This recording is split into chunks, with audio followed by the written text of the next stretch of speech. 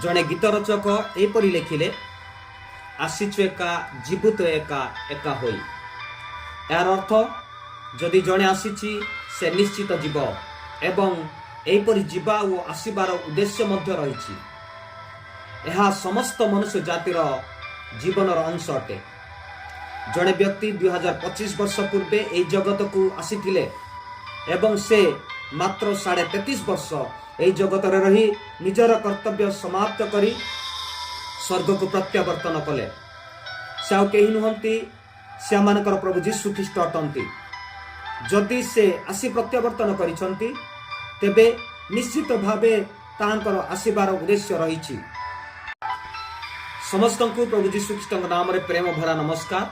जदि आपण माने प्रतिध्वनि चैनल रे प्रथम अटंती तेबे मोर अनुरोध आत्मिक मानसिक पारिवारिक और सामाजिक भाव में उत्साहजनक प्रेरणायुक्त गठनात्मक कहानी सहित ईश्वर वाक्य शुणा निमंते चैनल को लाइक शेयर सब्सक्राइब और कमेंट करने भूलु ना।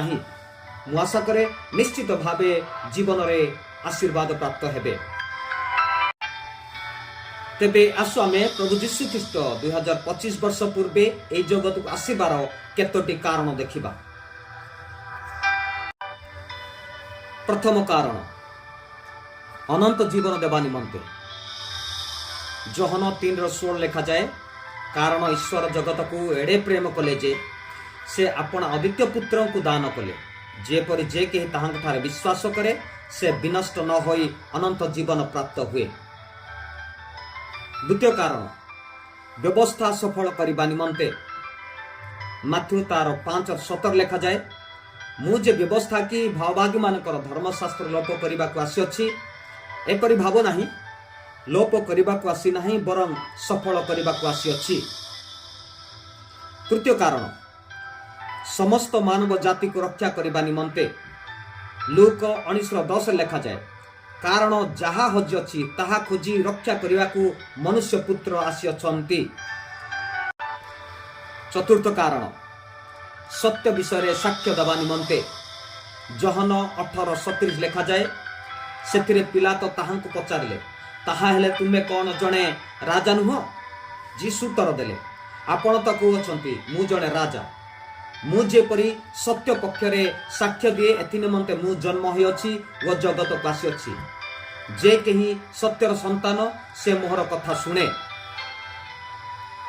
पंचम कारण शयतान समस्त कार्य विनष्ट करने निमंते। प्रथम जोहन 3:8 लिखा जाए, जे पाप करे से शयतान जात, कारण शयतान आरंभ पाप कर आसुछि। शयतान रो कार्य विनाश करने उद्देश्य रे ही ईश्वर पुत्र प्रकाशित हेले। षष्ठ कारण प्रचुर जीवन देवा निमंते। जोहन 10:10 लिखा जाए, चोर केवल चोरी बध और विनाश करने निमंते आसे। से माने जेपरि जीवन पाती व प्रचुर भाव में जीवन पाती एथि निमंते मु आसी। सप्तम कारण पापी मान को परित्राण देवा निमंते। प्रथम तिमोथी 1:15 लिखा जाए, पापी मान को परित्राण करने निमंते ख्रीष्ट जीशु जे जगत को आसिले, यही वाक्य विश्वास योग्य व सर्वत भावे ग्रहण योग्य। सही पापी मान मध्य मु प्रधान। अष्टम कारण सेवा करी अनेकों निमंते मुक्तिर मूल्य स्वरूपे अपना प्राण देवा निमंते। मार्क 10:45 लिखा जाए, कारण मनुष्य पुत्र मध्य सेवा पाइबा को आसी नाहांती, मात्र सेवा करने वो अनेकों निमंते मुक्तिर मूल्य स्वरूपे अपना प्राण देवा को आसी अछंती। नवम कारण ईश्वर को महिमा प्रकाश करने निमंते। एब्री 1:3 लिखा जाए, सही पुत्र ताहांकर महिमार प्रभा व ताहांक तत्वर प्रतिमूर्ति। से अपना शक्तियुक्त वाक्य द्वारा समस्त विष धारण करियछंती, पुणी पाप मार्जना कला उतारे ऊर्ध्वस्त महामहिमा दक्षिण पार्श्व उपवेशन करियछंती। दशम कारण नूतन नियम देवा निमंते। लूक 22:20 लिखा जाए, भोजन उतारे सेहीपरि से पान पात्र घेनी कहिले एही पान पात्र तुमानक निमंते पातित हेउथिबा मोहर रक्तरे स्थापित नूतन नियम। 11 कारण मध्यस्थी करबा निमंते प्रथम तिमोथी 2:5 लेखा जाए। कारण एकमात्र ईश्वर अछंती आउ ईश्वर व मनुष्य मानक मध्यरे एकमात्र मध्यस्थी अछंती से ख्रीष्ट जीशु जड़े मनुष्य। 12 कारण मंडली तोलिबा निमंते माथ्यू 16:18 लेखा जाए। आउ मु मध्य तुमको कहूअछि तुमे पितर पुणी एई पथर उपरे मु आपणा मंडली तोलिबी आउ पाताळर बल ताहाकु पराजय करि पारिबो नाही।